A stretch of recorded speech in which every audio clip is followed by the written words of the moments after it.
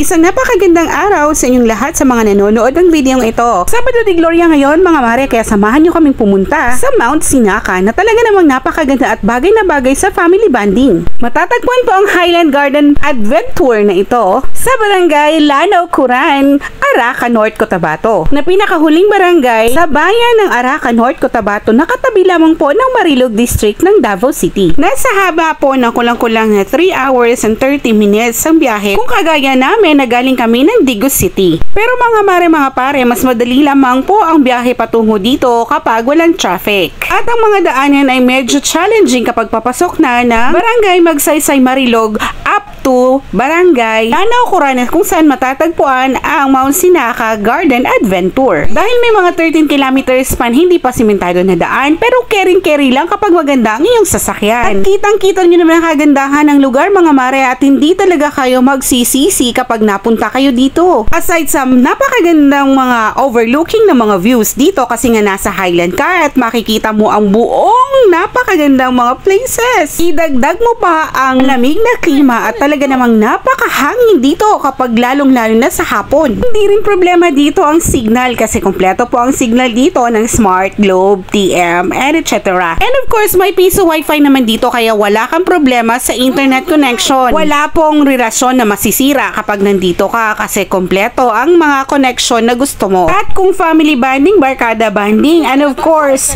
adventure ang hinahanap ninyo, kayang-kayang ibigay ito ng Mount Sinaka Garden Adventure. Kung mahilig ka sa hiking, sa caving, and of course, kung mahilig ka sa waterfalls, swak na swak ang lugar na ito para sa inyo. O ayan, kitang-kita nyo naman sa video na napakaganda nga ng mga overlooking na mga places dito sa kanilang lugar. Busog na busog talaga ang mga mata namin dito mga mare kasi naman hindi ito araw-araw na nakikita sa syudad o sa mga lugar natin, hindi ba? Mapapasana all na lang talaga tayo sa kagandahan ng lugar na ito mga mare. Tingnan nyo naman, di ba? Maa-appreciate mo talaga ang nature kapag nature lover ka, kapag nandito ka sa itaas ng tuktok ng bundok na ito. Mahihirapan ka sa pag-akyat dahil tricky din naman kapag umaakyat ka sa mga ganitong mga bundok-bundok, hindi ba? Pero kapag nandito ka na sa itaas, ay nako, bawing-bawi talaga ang lahat ng mga hakbang mo patungo dito. Dahil sobrang palong-palo naman talaga ang kagandahan ng area na to. Caring-carry nga ni Binsot na umakyat dito, edi caring-carry din natin, di ba? At pagkatapos namin bumaba sa bundok na yon na aming pinuntahan kanina, edi nagmumuni-muni, nagpapahinga tayo dito sa swing na ito at overlooking pa rin ang mga tanawin. Ano ba naman ang hindi makapagpapahinga? Napakataas din naman talaga ng bundok na inakyat natin kanina.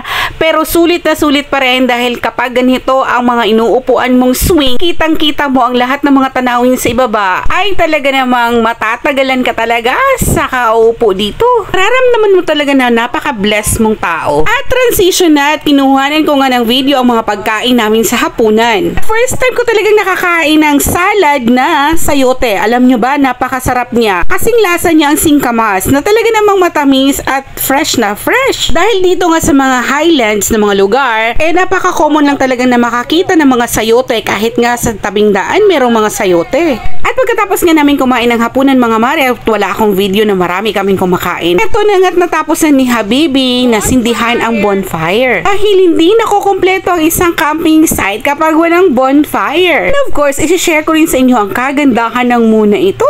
Nakakamangha talaga mga mare dahil parang nangungusap ang buwan na sinasabi niya na bukas huwag kayong mag-alala dahil sisibo lang magandang umaga. At tama nga naman ang interpretation ko dahil napakagandang umaga nga naman talaga ang bumungad sa amin, lalong-lalo na sa ganito kagandang lugar. At maghanda-handa na kayo dahil may bagong adventure na naman this morning. Of course, hindi pwedeng hindi tayo magkakape dahil napakalamig ng panahon, kaya naman inihanda na ni Habibi ang aking Milo. Hindi pala kape, Milo pala mga mare. O ayan, sasabi mo talaga na kahit sa mga ganito kasimpleng mga paraan, bless talaga tayo ni Lord. Kaya nga thank you Lord sa bagong umaga. So ayan na nga, tamang video-video lamang po tayo sa napakagandang lugar na ito, sa napakagandang umaga din. Dahil mahaharap na naman tayo sa mga bagong adventure for today. And of course, hindi pwedeng magpapahuli ang mga lovebirds. Meron at meron talaga kaming mga dapat entry sa mga ganitong bagay-bagay. Kaya naman sa puntong ito mga mare, papunta na tayo doon kasi nagro-roll call na para sa umagahan at kakain na daw kami ng breakfast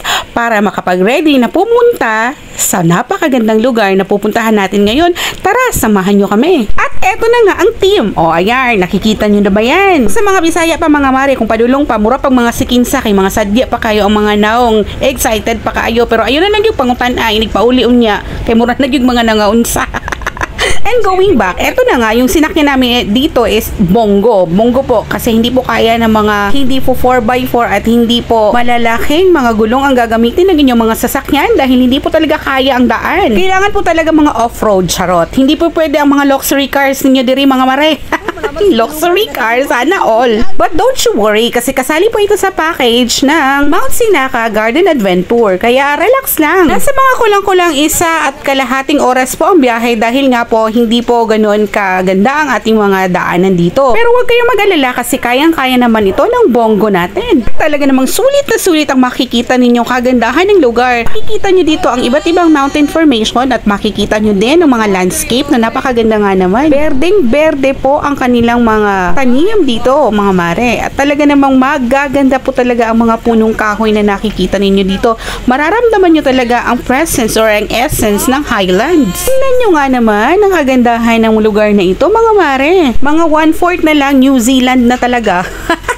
O diba, aakalain mo ba na nasa Pilipinas ka lang o nasa Mindanao ka lang? Hindi ba? Lahat ng mga ito ay kayang-kayang i-offer sa iyo ng Araka, North Cotabato. At matatapos ba naman ang video natin na walang feature ni Vinsot? O ayan na nga, nakita niya kasi yung mga crickets na malalaki. At ito na nga't nakarating na tayo sa ating unang destinasyon, ang mga waterfalls. Sinasabi kong mga waterfalls kasi marami po talagang waterfalls dyan. Maliliit nga lang pero napakaganda at napaka-presko at napakalamig ng tubig, mga mare. Talaga namang napapabangha talaga kaming lahat pagdating namin dito sa ibaba. Masasabi ko talaga na sulit yung ikibaka namin sa Kakulba sa pagsakay sa Bongo.